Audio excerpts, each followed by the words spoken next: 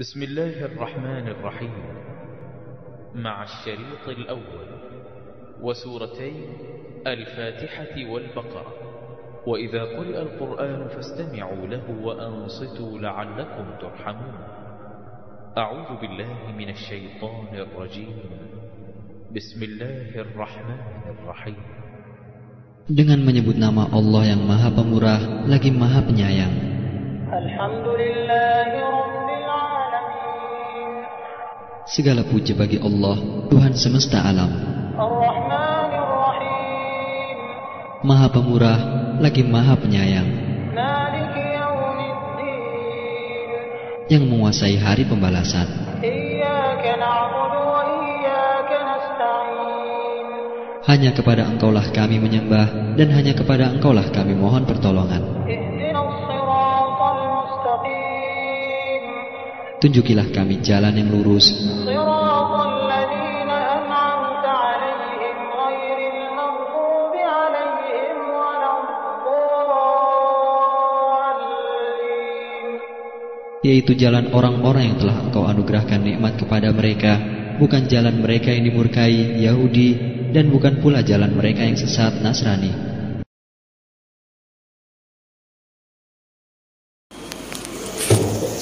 Alhamdulillah.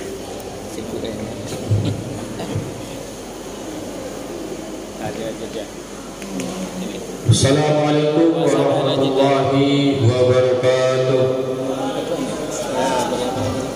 Bismillahirrahmanirrahim. Alhamdulillahirabbil alamin. Wassalatu wassalamu ala asrafil anbiya'i wal mursalin wa ala alihi wa ashabihi ajma'in. Amma ba'du.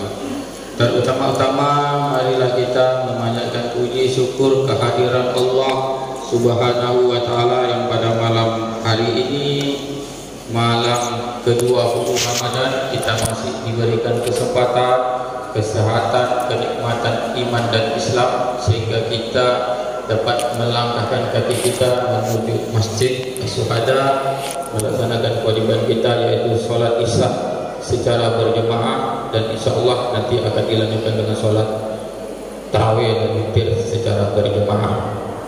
Selawat serta salam kita kirimkan kepada Rasulullah Sallallahu Alaihi Wasallam dengan ucapan Allahumma salli ala Sayyidina Muhammad wa ala ali Sayyidina Muhammad. Semoga kita umatnya yang akan mendapatkan syafaatnya di yaumil akhir kelak. Amin amin ya rabbal alamin.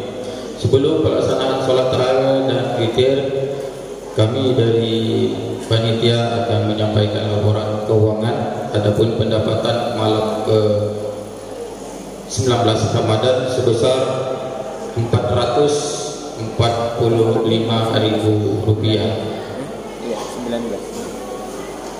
Adapun saldo sampai pada malam hari ini sebesar Rp11.125.000.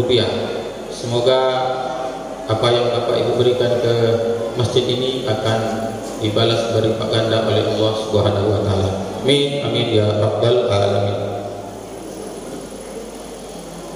Adapun petugas salat tarawih pada malam hari ini bertindak sebagai penceramah dari KMB Kecamatan Batu Ampar, yaitu telah hadir di hadapan kita Bapak Ustadz Husni.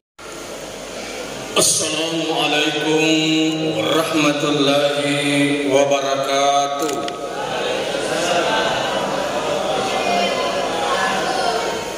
Masih kurang semangat. Assalamualaikum warahmatullahi wabarakatuh.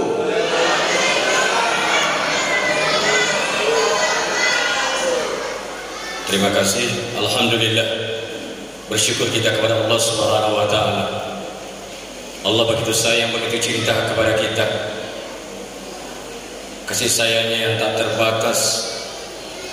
Hingga malam ini Allah masih memberi kita nafas, kesehatan, kesempatan untuk bagaimana bisa melangkahkan kaki, mengayunkan tangan di rumah Allah Subhanahu wa ta'ala ini.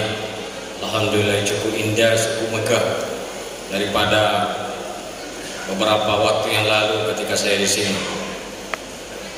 Salawat dan berikan salam kembali kita kirimkan kepada junjungan kita Nabi besar Muhammad sallallahu alaihi wasallam dengan mengucapkan Allahumma shalli ala sayyidina Muhammad wa ala ali sayyidina Muhammad. Mudah-mudahan kita tetap istiqomah menjalankan sunnahnya sebagai umat akhir zaman, zaman yang penuh fasad dan mungkar. Tapi ada kekuatan kita karena iman, ikhlas mengharapkan ridha Allah, sehingga kita ada selalu mujahadah, bersungguh-sungguh dalam perbaikan iman, mendekatkan diri kepada Allah Subhanahu wa taala. Mudah-mudahan di hari kiamat kala kita mendapatkan syafaatnya dan bertemu Rasulullah sallallahu alaihi wasallam dalam surganya atas rahmatnya. Amin. Amin ya rabbal alamin. Hadirin sedang jamaah salat tarawih wal witir Masjid Syuhada, ya insyaallah mudah-mudahan kita digolongkan sebagai orang-orang syuhada, matinya nanti mati syahid. Karena orang syuhada itu bukan hanya yang berjuang di dalam perang, namun yang berjuang dalam agama, membela agama Allah, menghidupkan suasana agama, juga adalah suatu perjuangan mujahid jihad di jalan Allah Subhanahu wa taala. Pada malam yang mulia ini kita sudah memasuki malam yang ke-19. Tentunya kita sudah banyak mendengar tausiah-tausiah dari malam pertama sampai malam 18. Harapan kita tentunya adalah apa yang kita dengar, kita belajar dan belajar mengamalkannya. Karena tak ada guna kita mengundang para mubalik, para penceramah hanya sekedar rutinitas saja, seremonial saja, tidak ada masuk ke dalam hati kita, apalagi untuk mengamalkannya. Man alima ilman warasul ilman ma lam ya'lam. Barang siapa yang mengamalkan suatu ilmu yang tidak ia ketahui, namun dia belajar, ketika sudah dia ketahui, maka Allah mewariskan suatu ilmu yang tidak dia ketahui. Maka dari itu, pada malam yang mulia ini kita akan membicarakan tentang masalah dakwah. Dakwah masuk hidup, hidup dalam dakwah, mati dalam dakwah. Maulana Ilyas Al-Qaradawi rahimahullah, seorang masyaikh dari India. Beliau risau tentang masyarakat di tempatnya. Bagaimana umat ini agar ada pikir risau tentang agama ini, agar bisa memakmurkan rumah Allah, agar bisa mengajak saudara-saudaranya memahami tentang pentingnya ilmu, iman dan amal soleh. Maulana Ilyas bin Ismail, dia memberikan uang kepada para ustaz. Ini ada uang, kau pergi dakwah, ajak orang ke jalan Allah. Ternyata perjuangan itu, dakwah itu tidak berhasil. Kemudian dia pikir lagi, apa sih persoalan daripada jamaah saat sekarang ini? Kemudian dia membuat madrasah, ada 250 madrasah ia buat. Ternyata juga tidak berhasil dan dakwah itu. Maka ia belajar bagaimana mentaskil daripada santri-santrinya. Taskilnya adalah disuruh dia berpuasa, agar dia menghidupkan agama, tidak mencari penghidupan dalam agama. Karena ini penyakitnya yang terjadi pada waktu itu. Banyak orang yang tahu agama pada waktu itu, dia mencari penghidupan dalam agama. Banyak ustaz-ustaz, kiai-kiai, ulama-ulama pada waktu itu, dia mencari penghidupan dalam dakwahnya. Ternyata tidak berhasil. Dakwah di atas mimbar kemana-mana tak berhasil. Dakwahnya karena dunia. Setelah itu kemudian dilakukan mengajak orang, Anda harus keluar jalan Allah. Keluar 3 hari, keluar 40 hari, keluar 4 bulan. Dan itu persoalannya menjadi permasalahan juga. Tantangannya luar biasa, dianggap sebagai ajaran sesat.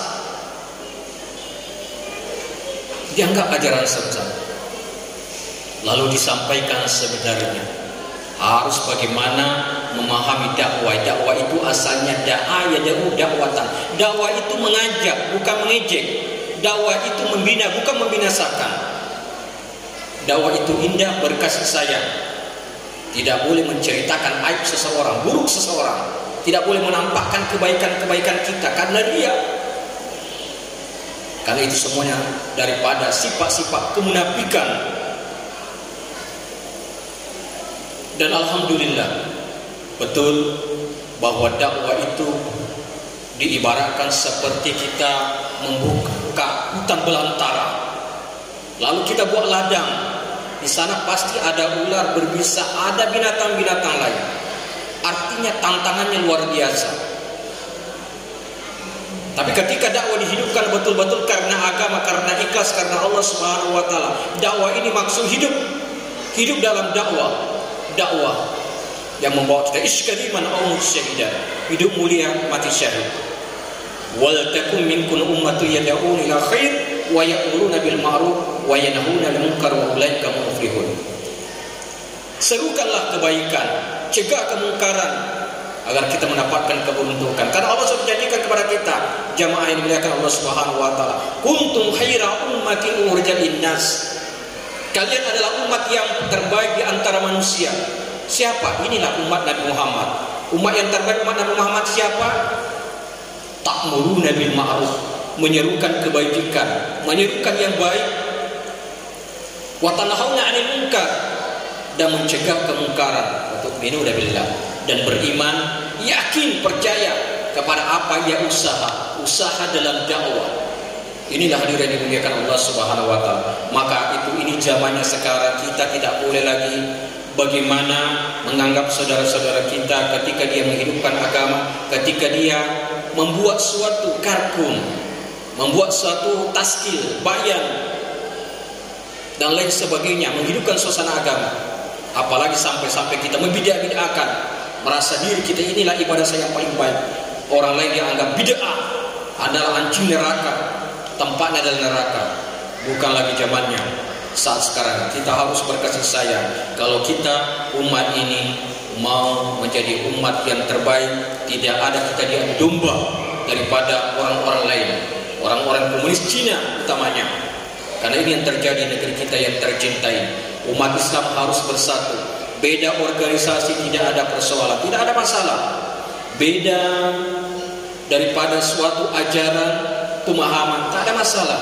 Yang kemarinnya duluan puasa, ada yang hari Sabtu, ada hari Minggu, tidak ada persoalan. Justru itu lebih memperkuat perbedaan kita, karena perbedaan itu merupakan suatu rahmat kasih sayang Allah Subhanahu wa taala. Kesimpulannya dalam ceramah ini jemaah dimuliakan Allah Subhanahu wa taala adalah agar kita selalu berkasih sayang. Yang namanya suatu nasihat adalah tugas kita semua, bukan tugasnya para ulama saja, bukan tugasnya para muballigh, tugas kita semua. Wabil khusus dakwah untuk diri kita. Ibda binafsi, menasihati diri kita. Sungguh siksaan Allah yang paling berat nanti di akhirat. Orang yang berceramah, pandai berceramah, tapi dia sendiri tidak menjalankan apa yang dia sampaikan. Mudah-mudahan kita semuanya mendapatkan petunjuk Allah Subhanahu wa taala di jalan ini, jalan dakwah karena Allah Subhanahu wa taala, dakwah Darussalam masuk dalam surga Allah Subhanahu wa taala. Semoga apa yang dapat saya sampaikan ada manfaatnya yang benar dari Allah Subhanahu wa taala. Ketika ada kehilapan dan kesalahan, itu semata-mata dari kebodohan, kehilapan. Wabillahi taufiq wal hidayah waridha wal inayah. Wassalamualaikum warahmatullahi wabarakatuh.